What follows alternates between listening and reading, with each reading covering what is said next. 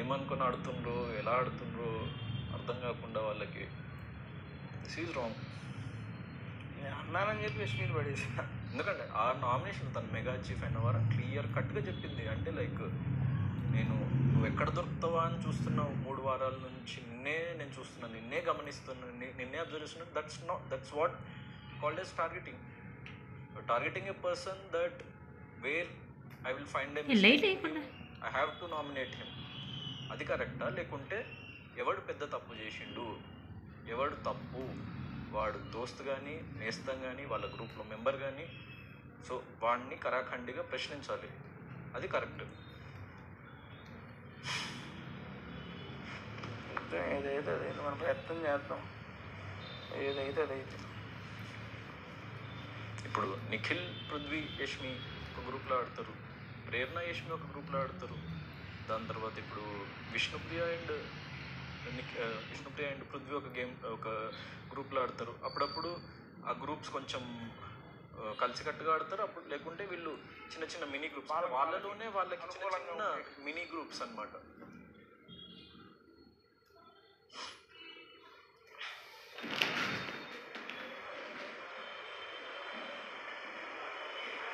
నా ఫ్రెండ్, నా బాండ్ అంటే ఉంచు, ఫ్రెండ్షిప్ ఉంచు, బాండ్ ఉంచు, హౌస్లో ఉన్నంత వరకు ఉంచు, వాళ్ళతో ఇంటరాక్ట్గా, వాళ్ళతో మంచిగా ఉండు, వాళ్ళతో విడిపోమ్మని ఎవరు చెప్పట్లేదు. కానీ తప్పు చేసినప్పుడు ప్రశ్నించాలి కదా.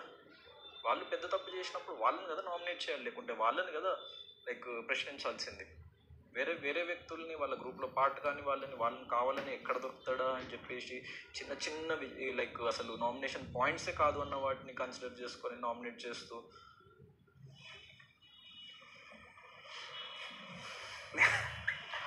అన్నానని పడేసిందంట. సరే పడేయకుండా అంటే వాళ్ళు కావాలని అర్థమై చేస్తుండ్రా, ఒకళ్ళ చేతిలో ఒకళ్ళు తోలు బొమ్మలై ఇవన్నీ చేస్తున్నారా? ఏది చేసినా కూడా తెలిసి చేసినా తెలియక చేసినా తప్పే కదా.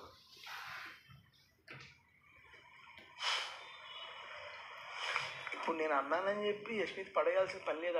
ఆవిడకి ఆ థాట్, గ్రూప్తో థాట్ లేకుండా చేస్తున్నారు. ఒక 2-3 రోజులు కానీ మళ్ళీ అవే చేస్తున్నారు, అవే మిస్టేక్స్ చేస్తున్నారు. అంటే వాళ్ళు అసలు అద్దా, వాళ్ళు ఇదా, లేకపోతే ఏది వాళ్ళ నిజమేంటి?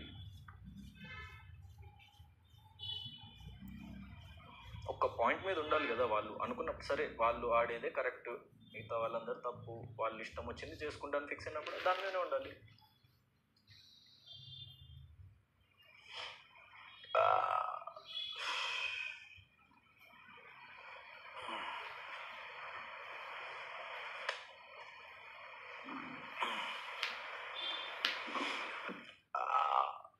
నీకు కూడా నేను చాలాసార్లు లైక్ లాస్ట్ వీక్ అప్పుడు కూడా చెప్పిన, ఈ పాయింట్ వచ్చినప్పుడు నాలో తప్పు కనిపిస్తే నామినేట్ చేయి తేజ నన్ను.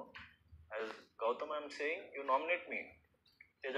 నేను చెప్తున్నా, నాలో నీకు పెద్ద మిస్టేక్ కనిపిస్తే, పెద్ద తప్పు కనిపిస్తే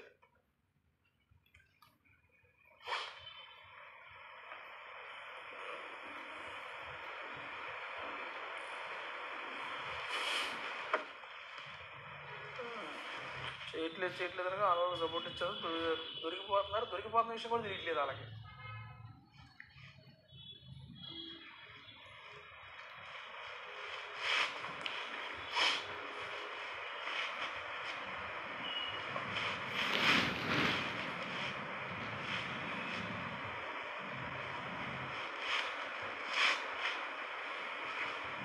డిఫెన్స్ డజంట్ మీన్ నువ్వు చేసిన ప్రతి తప్పుని డిఫెండ్ చేసుకోవాలి, నువ్వు చేస్తున్న ప్రతి మిస్టేక్ని కవర్ చేసుకోవాలి.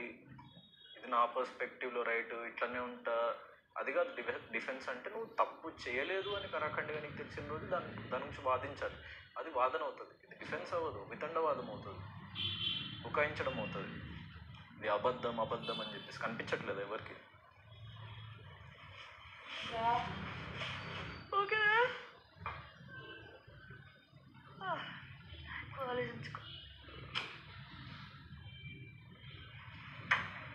అభిప్రాయ సేకరణ.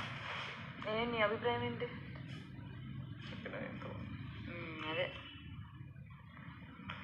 సరే, whatever it is, you play individually, మీ శక్తికి మించి ప్రయత్నించండి. I'm really proud of Rohini ఈ గేమ్లో. ఎందుకంటే ఫస్ట్ వచ్చింది. ఇంతకుముందే ఒక మాట అన్నారు కదా, దాన్ని మీరు just within no time wrong prove చేసిండ్రు. So that's the game, that's the spirit. Keep it up, keep that going. ఎవరి సహాయం కోరుకోకండి, మీ అంతటా మీరు ఆడండి. గెలిస్తే గెలుస్తాం, ఓడితే ఓడతాం. అంతే. బయటికి రా, అలాగా దాంట్లో బయటికి రా ఫస్ట్. ఆడ జరుగుతున్నదా? అదే దారుణంగా ఉన్నారండి బాబు, తీసుకోలేకపోతుంది. ఎట్లా కూడా ఉంటారా? అవన్నీ పట్టించుకో, పక్కన పెట్టు. ఇప్పుడు నువ్వు గేమ్లో ఉన్నావు, నీ టాస్క్ ఉంది, జస్ట్ కాన్సన్ట్రేట్ ఆన్ దట్. అదే అందుకే కొత్త ఫ్రీ అవ్వడానికి గేడే కూర్చున్నా. Stand alone, play like an individual. Whatever తట్టుకోలేదు నేను అసలు. ఏం చేస్తారా, వస్తూనే ఉంటాయి ఇలాంటి ప్లేస్లో ఉన్నప్పుడు. సిచ్యువేషన్స్ చేంజ్ అవుతూ అటు ఇటు అన్నీ వస్తూనే ఉంటాయి. మొత్తం నేను వాడడం ముందులే కానీ